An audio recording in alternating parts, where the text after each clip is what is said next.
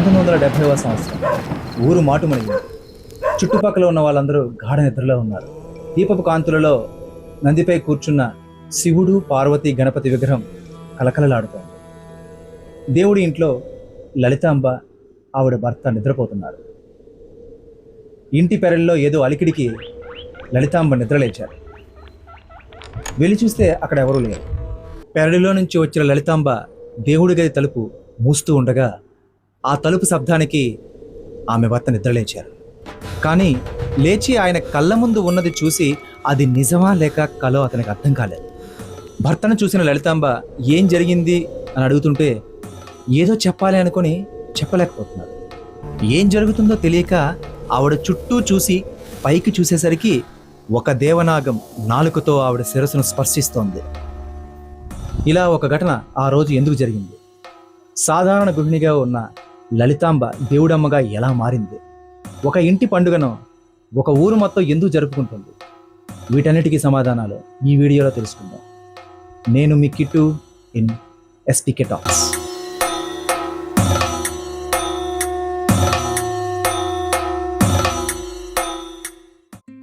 ఆంధ్ర ఒరిస్సా బోర్డర్లో కాలుష్యానికి దూరంగా ప్రకృతికి దగ్గరగా ఉన్న ఒక ఊరు పేరు సాలూరు. ఆ ఊరిలోని మధ్యవారి కుటుంబీకులు కొలిచే దేవుడే ఈ గౌరీదేవి నందమ్మ. మనకి ఆహారాన్ని ఇచ్చే వరిదుబ్బుని గౌరీదేవిగా, నందిపై కూర్చున్న శివ కుటుంబాన్ని నందమ్మగా పిలుచుకుంటారు. దీనికి మూలం 200 సంవత్సరాలకు ముందు జరిగిన ఒక యథార్థ సంఘటన. మధ్య వంశస్థులలో ఒకరికి పెరుగుకొండ చిలుకుతుండగా అది విభూది కొండగా మారి కనిపించింది. శివుడే వారిని అనుగ్రహించాడని ఒక కళ ద్వారా తెలుసుకున్న మధ్య వంశస్థులు ఆ రోజు నుండి నందమ్మను కొలవడం మొదలుపెట్టారు. ప్రతి సంవత్సరం కార్తీక మాసానికి ముందు వచ్చే గౌరీ పున్నమి రోజున నందమ్మను పల్లకీపై ఊరేగించి ఇంటి దగ్గరే ప్రతిష్ఠించి 9 రోజులు నిష్టగా పూజ చేసి నిమజ్జనం చేసేవారు. కాలక్రమేణా పల్లకీలు పీటలుగా 9 రోజులు 21 రోజులుగా మార్పు చెందాయి. గుర్రాన్ని 3వ తరగతి 4వ తరగతి మారి అతను తెచ్చాడు. పొలంకి వెళ్ళాడు. పొలానికి వెళ్ళి కుమ్మరీదులు వెళ్ళి తీరమని అక్కడ బొమ్మలు గట్ట అన్నీ చేశారు. ఇతను కూడా ఉచ్చడానికి బొమ్మ చేసి పల్లెలు పెట్టుకొని వచ్చారు. పల్లెలు పెట్టుకొని వచ్చి ఇంట్లో ఆ మూల పెట్టారు.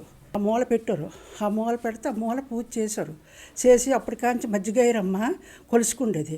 అప్పుడు 9 రాత్రులు ఉంచారు. 9 రాత్రుల నుంచి పల్లెంతో డప్పు కొట్టి అతన్ని పేడ చెరువులో తీసుకెళ్ళి ఆ ఈదుల రాంబదిలో అలా పేడ చెరువులో తీసుకెళ్ళి అనిపేవారు. ఇప్పుడు 3వ తరం నుంచి బాగా ప్రళయం అవుతుంది. అది మధ్య సూర్యనారాయణ వచ్చింది. మధ్య సూర్యనారాయణ కానీ ఎత్తుకుంటారు. మధ్య సూర్యనారాయణ చేసుకుంటుంది. 1965 సంవత్సరం నుండి ఈ పూజలు సంబరాలుగా మారడం మొదలయ్యాయి. మధ్య వంశంలో 3వ తరం వారసులు శ్రీ మధ్య సూర్యనారాయణ గారు మొదటిసారిగా కౌన్సిలర్గా గెలిచిన తర్వాత ఈ నందమ్మ పండుగను ఘనంగా చేయడం ప్రారంభించారు. ఆయన తరువాత ఆయన వంశస్థులు ఈ కార్యక్రమాన్ని నడిపిస్తున్నారు.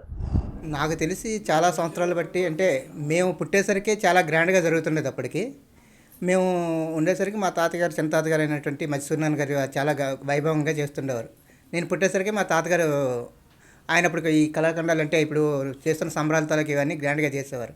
అయితే దేవుడు పుట్టుక గురించి అంటే మాకు ఇంట్లోనే నా తరం వచ్చేసరికి మా తాతగారు లేరు, వాళ్ళ అక్కగారు అయినట్టు అంటే వాళ్ళ అక్కగారు ఉండేవారు. ఆవిడ కూడా చనిపోయారు. అంటే ఆవిడ చెప్పిన దీని ప్రకారం మా ఇంట్లో నాకు తెలిసింది ఏంటంటే, పూర్వం మా ముసలి వాళ్ళు చాలా పెద్దవాళ్ళు ఉన్నప్పుడు చాలా అందరూ కలిపి ఉమ్మడి కుటుంబంగా ఉన్నప్పుడు ఒక పురిల్లు ఉండేదంట బ్యాక్ సైడ్. మొత్తం అందరూ కలిపి కలివిడిగా ఉండేవారు. వాళ్ళు ఉన్నప్పుడు ఏం జరిగేదంటే తెల్లవారేసరికి ఈ మజ్జిగ చిలకడం అంటారు కదా, దాని నుండి వెన్న బయట తీసే ప్రాసెస్ అంటే తెల్లవారుజాము 4 గంటలకి దాన్ని చేస్తారంట. ఆ చేసే క్రమంలో ఏమైందంటే ఒక్కసారి పొంగిపోయే ప్రాసెస్ జరిగిందంటది. అది పొంగిపోయి ప్రకాశవంతంగా వెలగడం జరిగితే ఆ రోజు కూడా ఆవిడ ఏం చేసిందంటే అప్పుడు ఉన్న వాళ్ళు హస్బెండ్కి చెప్పడం జరిగింది. చెప్తే ఆయన ఏమన్నాడంటే నువ్వేదో మది భ్రమించి చెప్పావని చెప్పేసి ఊరుకున్నాడట. సేమ్ అదే రిపీట్ అయ్యి మరుసటి రోజు కూడా సేమ్ అదే జరిగితే ఆయన కూడా ఏదో మామూలుగా ఇలా చెప్తుంది అనుకునేసరికి 3వ రోజు కూడా ఆయన ఎందుకు ఇలా చెప్తుందని చెప్పేసి ఆయన కూడా లేవడం జరిగిందంట. లేచేసరికి సేమ్ ఆయన కళ్ళ ముందు జరగడం వల్ల ఏం జరిగిందంటే ఆ మరుసటి రోజు కళలో అంటే తెల్లవారుజామున కళ్ళలోకి వచ్చి ఇలా మీ ఇంట్లో నేను వెలుస్తున్నానని చెప్పి అప్పటి నుండి అంటే చాలా చిన్న విగ్రహాలు, మట్టి విగ్రహాలు అంటే మన వినాయక విగ్రహాలు చిన్న పూజ తెస్తారు కదా, ఆ సైజులో తెచ్చేవారంటే తెచ్చి అలాగ పూజించడం జరిగింది. అలా పెరిగి ఇప్పుడు నిలువెత్తి విగ్రహానికి వచ్చాయి. వచ్చి ఆయన మట్టిగా ఏంటంటే మేము చేసేది ఏం లేదు, ఆయన చేయించుకుంటున్నాడు మా చేతితోనే. 1970వ సంవత్సర సమయంలో సూర్యనారాయణ గారి కూతురైన లలితాంబ గారికి జీవితంలో ఊహించని కొన్ని సంఘటనలు జరిగాయి. ఆ రోజు వరకు వాళ్ళ కుటుంబం దేవుడి సేవ చేసుకుంటున్నామని మాత్రమే అనుకున్నారు. కానీ అంతకు మించిన బాధ్యత ఆ నందమ్మ ఆవిడికి ఇవ్వబోతున్న విషయం ఆ రోజు వరకు ఆవిడికి అర్థం కాలేదు. వారు నన్ను పాలకొండ ఇచ్చారు. నేను అక్కడ వ్యవసాయ పనులు చేయలేక మా నాన్నగారు ఇక్కడ తీసుకొచ్చేసారు. అప్పటికి నేను ఇల్లు ఇది నాకు అక్కడికి ఇల్లు కట్టలేదు. కట్టిపోయేసరికి ఒక చుట్టూ మేము ఇక్కడ పడుకున్నాం, మా కుటుంబం సైతం పడుకుండే సైజుకి మా మామగారు కూడా ఉండేవారు, మా నాన్నమ్మ గారు అప్పుడు ఉండేసరికి ఆ రాత్రి మీద అప్పుడు మా యజమాని కూడా నమ్మలేదు, దేవుణ్ణి నమ్మలేదు. బొమ్మలు తెచ్చేసి బొమ్మలు అనిపించడమే కానీ సచ్చివేటి చెప్పలేను, సచ్చివేటి తెలీదు నాకు అనేసి అతను కూడా అలాగే అనేవారు. ఆడైతే అదేంటి అలాగంటావు, మా దేవుడు మాకు నమ్మకం అనేసి మేము ఓదించుకుంటూ పోయాం కూడాను. మా ఆయన నేను ఓదించుకుంటే అలాగే నిన్నేసుకొని అంటే అదిగోండి ఆ విధంగా దిగింది అక్కడ ఇలాగ. నేను ఆ మూల అప్పుడు ఈ తలుపులు కాదు, పాత తలుపులు, ఇలా గుండెలు అలా తలుపులు మాట ఇలా తీస్తుంటే ఇలా అలాగా నడిచి వచ్చి ఇలాగా నాకు అయితే నేను అటు మూలకేసి వచ్చి ఇలాగా ఉన్నా. అయితే మా యజమాని పోం అనుకొని అతను సిరి చెమట్లు ఎక్కిపోతాడు. ఎక్కిపోయి ఏటి ఇలాగ అయిపోతాను ఏటి అనేసుకొని నాకు అది నాకినట్టుగా అనిపించలేదు, ఏటి నాకు చేయలేదు. ఏటి ఇలాగ అయిపోతాను ఈ మనిషి అనేసి నేను అతను కలిసి నేను అటు మొక్క పెట్టుకొని ఇతను కలిసి వస్తాను, ఇతను నా కలిసి వస్తాడు. అతనికి కనబడేసరికి ఏమి ఇలాగ అయిపోతాను ఏటి అనేసి ఇలా తిరిగేసరికి ఇలాగొచ్చి పాలిక్కడికి వచ్చి ఏమాత్రం జిగ్గు జిగ్గు నాకు దర్శనం ఇచ్చాడు. ఆ దర్శనం ఇచ్చిన తర్వాత కూడా నేను సరే అనేసి మేము మొక్కేసుకొని దండం మొక్కేసుకొని ఇచ్చేసుకొని ఇలా అంటే నా చరిత్ర నేను చెప్తానన్న పూర్వ చరిత్ర ఆడు చెప్పేశాడు కాబట్టి నా తాలూకది మీకెందుకు దేవుడు పడ్డాది ఎలాగ పడుతుంది అని చరిత్ర నేను చెప్తాను. నాను సిద్ధ మూర్ఖురాలని దీపం కూడా పెట్టేదాన్ని కాదు, అంటే పిల్లలతో నాకు అయ్యేది కాదు. కుడుతులు కూడాను మా ఆయన వ్యవసాయం పని చేసేవారు. ఆ ఊరు అంటూ కుడుతులన్నీ నేను మోసుకొని గేదెలు కుడుతులు ఎట్టుకొని చేసుకొని పని చేసుకునేసరికి నాకు అయిపోయేసరికి సరే అనేసుకొని నేను అలాగనేసి చేసేసరికి ఇంకా నాకు జ్ఞానం కలగలేదు. అప్పటికి కూడా నాకు జ్ఞానం కలగలేదు. ఏంటంటే ఈ దేవుడు ఏటి నాకు ఇలాగ అయిపోయిందంటే నాకు ఒంట్లో బాగోకుండా తిరగేసాడు. తిరగేసి ఒంట్లో బాగోకుండా నలక పెట్టేసి జ్వరం వచ్చినట్టుగా చేసినట్టుగా అప్పుడు కాండి నాకు నలక పెట్టేసి ఇంకా తెలుసుకోలేకపోతుంది అనేసి ఒక గంటలోలాగా వచ్చి నాకు నిజ రూపాలు చూపెట్టినా నేను అర్థం చేసుకోలేకపోయాను. 21 రోజు నన్ను కట్టి ఇక్కడ పడేశాడు దేవుడు. ఈ ఇంట్లో ఈ పిల్లలు ఎంత 4 ఆడపిల్లలు నాకు, ఇంత చిన్న పిల్లలు అందరూ. ఆ కట్టెత్తే మా నాన్నగారు మా అమ్మగారు సూర్యనారాయణ గారు వాళ్ళు కుటుంబం మా కుటుంబం వల్ల వాళ్ళే ఆదుకొని వాళ్ళే చేసి మా అమ్మ ఆదరించి పెట్టింది.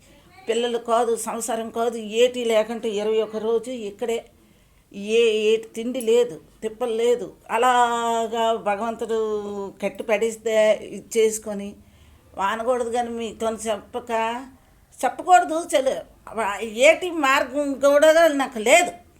అలా కట్టి పడితే ఎవరో అమ్మ ఎలాగుండిపోయి అనేసి ఇన్ని పాలు వస్తే నాగుబావులాగట అంటే చెప్పు మా పిన్నాలు వాళ్ళు ఉండేవారు మాట మా అమ్మలు. అప్పుడు నాగుబాబులో నాలుకతోని పాలు తాగేది అన్నట్ట, అంతేనట. మళ్ళీ మామూలుగా పడిపోయి మాకు చిన్నపిల్ల, నాకు ఆఖరి పిల్ల 4 నెలల పిల్ల నాకు దేవుడు పాడ్డమాట. ఆ పిల్ల కూడా తోసిది అన్నట్టు. ఆ పయ్యోలే పట్టుకోలే అవి ఎత్తి పెంచారు మా పాపని. అయ్యేసరికి అయిపోయేసరికి అప్పుడు ఎంతమంది మా నాన్న ఇలాగ ప్రజలకి ఏంటి చెప్పలేం కదా, కొంతమంది పిట్స్ జబ్బులాగా ఉంది అనేసి కొంతమంది అనేవారు, కొంతమంది ఏంటి అలాగా దెయ్యం అనేవారు, దేవత అనేవారు. ఇలాగే ఎంతమంది ఎవరికి నోటుకు వస్తే అదే అనేవారు. దానికి ఏంటుంది, దానికి ఆ ప్రజలు ఏదంతా అదే అనేవారు. అంటే మా నాన్న డాక్టర్లు తీసుకొచ్చి చేస్తే నా చెయ్యి పట్టుకునేసరికి మోహన్రా డాక్టర్ గారు గచ్చ ఉడికిపోయి ఇదైపోయి, ఏమండి సూర్యనారాయణ గారు మీ ఇంటి దేవత ఆవిడ అదేదో మీరు ముడుపు కట్టుకోండి, ఆవిడ ఒంట్లోని బాగోపోవడం కాదు, అదేదో మీరు ముడుపులు కట్టుకొని ఇచ్చేసుకోండి, ఈవిడికి ఏటైనా ఏదైనా అతను కొడుకులాగా వచ్చిందట నా చెయ్యి పట్టుకుంటేసరికి. అతను ఉడికొచ్చి తండ్రి అనేసి అతను మొక్కుకొని వెళ్ళిపోయి, సూర్యనారాయణ గారు మీరు ఏటు వడపడుచుకొని మొక్కుకోండి, ఈ పెద్దలతో కాదు, మీ ఇంటి దేవుడు ఎందుకు ఏటో ఆ పిల్ల మీద పడ్డాడో మీరు వడపరుచుకొని మొక్కుకోండి అనేసుకొని మా నాన్నగారు మా అమ్మగారు ఉండేవారు. అది చెప్తే మా నాన్నగారు మా అమ్మగారును అనేవారు, పిల్లలతోని 4 పిల్లలు బాబు, ఏటి చిన్నపిల్లలు ఎలాగా మీరు ఇలా కట్టి పడేస్తే ఎలాగవుతుంది ఏటి అనేసుకొని మా నాన్న మా అమ్మ వడపరిచి ముడుపులు కట్టి మొక్కుకొని అది చేస్తే, అప్పుడు మళ్ళీ పీటలు ఇస్తే ఈ అమ్మ ఇంకా వగ్గవా చెయ్యవా, దాన్ని నలిగిపోతుంది, ఇది చేస్తుంది, ఇంకా విడిచిపెట్టిపోతే ఎలాగవుతుంది అనేసి అంటే, నా పీటలు ఇవ్వండి నేను వెళ్ళి వగ్గేస్తాను అనేసుకొని చెప్పారు. అప్పుడు పీటలు దగ్గరలోనే ఉన్నాయి, పీటలు ఇచ్చారు. పీటలు ఇచ్చిన తర్వాత అప్పుడు సరే నేను విడిచిపెడతాను అనేసుకొని అలాంటి నేను ఎలాగ చెప్పితే అలాగా. అప్పుడు సవితి నాడు కూడా మా నాన్న పోతులు వేసిస్తాడు, ఆ చుట్టాలు బంధువులు వస్తారని గొరిపోతులు మా నాన్నగారు వేసి చుట్టాల బంధువులకి పెట్టేవాడు. అయితే నాన్న ఇలాగింత కైలాసాన్ని దించుతున్నావు, కైలాస పర్వతాన్ని దించుతున్నావు, మీరు అంటే ఇవన్నీ నేను చెప్పింది కాదు, ఆ భగవంతుడే చెప్పించాడు నాలో దూరి. నేను చెప్పానని నాలోని అహంకారం కాదు, ఆ భగవంతుడు ఆ రూపంగా పలికించాడు. ఇవన్నీ మళ్ళీ నాకు ఒకరు చెప్పితే నాకు అర్థమైంది మాట, నాకు తెలివి లేదు ఇవన్నీ చెప్పినప్పుడు. అయ్యేసరికి ఇలాగా అంటే అప్పుడు కాండీను ఈ రోజుకి మా ఈదందరూను ఈ 21 రోజు ఎవ్వరు నీసు వంటలు ఉండవు, భోజనాలు వంటపూట భోజనాలే ఆ రోజు. కానీ మా నాన్నగారు కూడా మానేశారు, అమ్మో మరి వద్దమ్మా ఇవన్నీ అనేసి మొక్కుకొని నాకు తప్పు అయిపోయాను చేశాననేసి అప్పుడు కాండి నీసి భోజనాలు మరి చుట్టాలు కాదు బంధువులు కాదు ఎవరికి కూడా మేము పెట్టడం మరి లేదు. ఆ రోజు నుండి లలితాంబ గారు తన జీవితాన్ని నందమ్మకే అంకితం చేశారు. దేవుడు ఆమె ద్వారా ఆశీస్సులు అందిస్తున్నారని భక్తులు నమ్ముతున్నారు.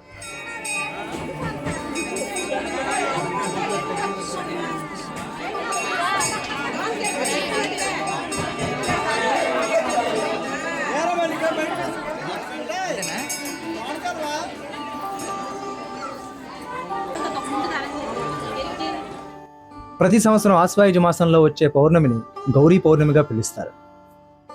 ఆ రోజు మేళ తాళాలతో మధ్య కుటుంబీకులు చుట్టుపక్కల ప్రజలు నందమ్మ విగ్రహాలను భుజాలపై ఎత్తుకొని ఊరేగింపుగా దేవుడి ఇంటికి తీసుకొస్తారు.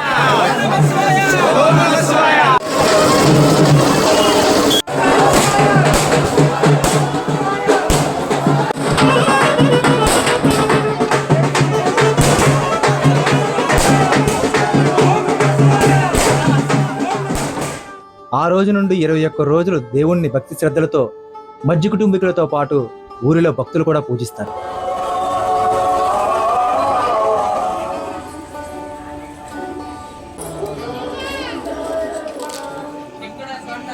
వాళ్ళు కోరుకున్న కోరికలు తీరే భక్తులు కొబ్బరికాయలు కొట్టి అరటి గెలలు ఇచ్చి కొంతమంది తలనీలాలు సమర్పించి వాళ్ళ మొక్కులు తీర్చుకుంటారు. నందమ్మను కొలిచే 21 రోజులలో శివపూజ చాలా ప్రత్యేకమైనది. సోమవారం రోజులు చేసే ఈ శివపూజకు తెల్లవారుజామున 3 గంటల నుండి భక్తులు దర్శనానికి రావడం విశేషం.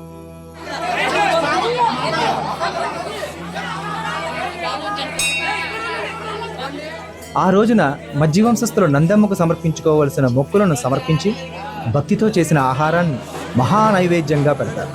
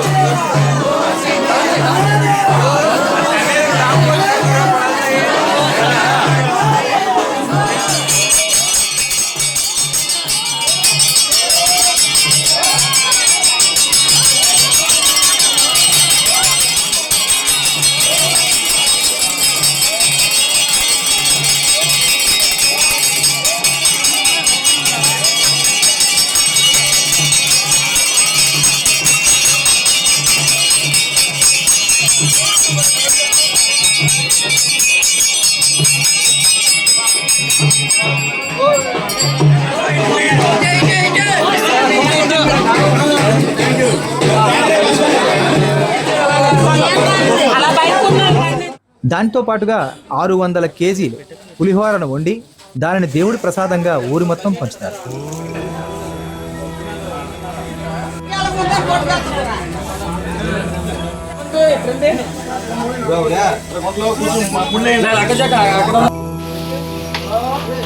శివ పూజ రోజు ప్రసాదం 6 క్వింటాలు ప్రసాదం పులిహారం చేసి ప్రతి మొత్తం సాలూరులో ప్రతి వీధికి కూడా ప్రసాదం పంపిస్తాం. ఆ తండ్రి గారి ప్రసాదం ప్రతి ఇంటికి కూడా వెళ్తారు. ఈ నందమ్మ సంబరాలలో బాగా ప్రాముఖ్యత చెందింది అణుపు సంబరాలు. ఆ అణుపోత్సవంలో ఉండే బల్లవేషాలకు ప్రముఖ స్థానం ఉంది. 70 సంవత్సరాలకు ముందు వాళ్ళ తాతలు తయారు చేసిన బొమ్మలనే ఇప్పటికీ ఈ సంబరాలలో వాడటం విశేషం. మాకు తెలిసినంత వరకు మా ముత్తాత గారైన మధ్య అప్పల స్వామి గారి వరకు వారి నుంచి ఈ ఉత్సవాలు జరపడం జరుగుతుంది. అప్పుడు కొద్దిగా తక్కువ మోతాదులో జరిగేది ఈ ఉత్సవాలు. తర్వాత మా తాతయ్య గారైన మత్స్య నాన్నగారి హయాంలో ఇవి గ్రాండ్గా చేయడం ప్రారంభించారు. ఇప్పుడు సంబరాలు చేస్తున్నాం కదా, ప్రతి సంవత్సరం నాగుల చవితికి గ్రాండ్గా చేస్తాం సంబరాలు. ఆ సంబరాలు కూడా మేము ఏంటంటే మా ఓన్గా మేము చేసుకుంటున్నవే. గత 80 సంవత్సరాలు వస్తున్న వాటిని మేము కంటిన్యూషన్ చేస్తుండి మధ్య మధ్యన మాడిఫికేషన్ చేస్తున్నాం తప్ప అవే కంటిన్యూషన్గా అవుతున్నాయి. ఇప్పుడు కూడా స్వచ్ఛందంగా మాకు వచ్చి కుర్రోళ్ళు సాయం చేస్తారు తప్ప ఈరోజు వాళ్ళు రూపాయి ఆశించి కూడా ఏ రోజు కూడా సాయం చేయలేదు. అయితే ఇంత గ్రాండ్గా మేము సంబరాలు చేస్తున్నామంటే దానికి కృషి చేస్తుంది మాత్రం మా కుర్రవాళ్ళు ఎట్టి పరిస్థితుల్లో. కేవలం ఊరిలో ఉండే ప్రజలే కాకుండా చుట్టుపక్కల గ్రామాల నుండి దూర ప్రాంతాల నుండి ప్రజలు వచ్చి దేవుని దర్శించుకొని ఈ సంబరాలను చూడటం ఇక్కడ ప్రత్యేకత.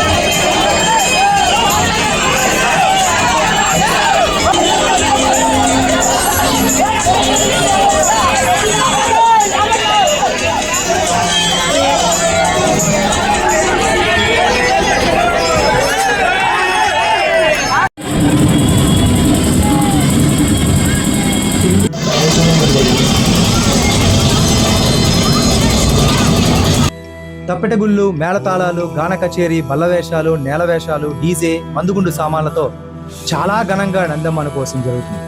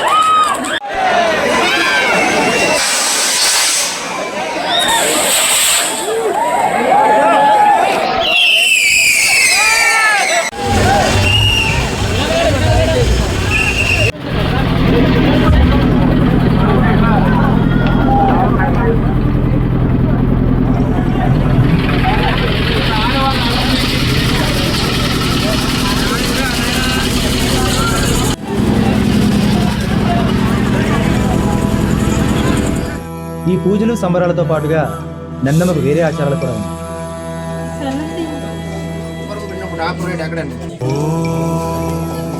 అంటే దేవుడు మేము ఆగమనం చేసినప్పుడు, నిమజ్జనం చేసినప్పుడు మాకు కొన్ని ఆచారాలు ఉంటాయి. అవి ఎలాగంటే మేము ఏంటంటే ఇంత అది భక్తిగా కొలిచి ఇవన్నీ చేస్తున్నా సరే లాస్ట్గా ఏమంటే ఎవడో ఒక స్వలాభం కోసం ఏం చేస్తున్నాడంటే ఏదో ఇవన్నీ ఎడిట్ తీసేసి సేమ్ లాస్ట్లో ఒక జరిగిన దాన్ని ఒక హైలైట్ చేసుకొని వాడు ఏంటంటే వ్యూస్ కోసం చాలా దారుణంగా ఏంటంటే ఆ వీడియోని చాలా వైరల్ చేస్తున్నాడు. అది కరెక్ట్ కాదు. ఎందుకంటే మేము ఇంత భక్తిగా చేస్తాను, ఇన్ని సంవత్సరాలు బట్టి, కొన్ని వందల సంవత్సరాలు బట్టి మేము దేవుడిని కొలుస్తూ ఇన్ని 21 రోజులు కూడా మేము నియమనిష్టలతో ఉంటుండి దేవుడిని మేము చేస్తున్నాం. అంటే మా ఆచారాలను కూడా వాళ్ళు ఏంటంటే అపహాస్యం చేస్తుండు.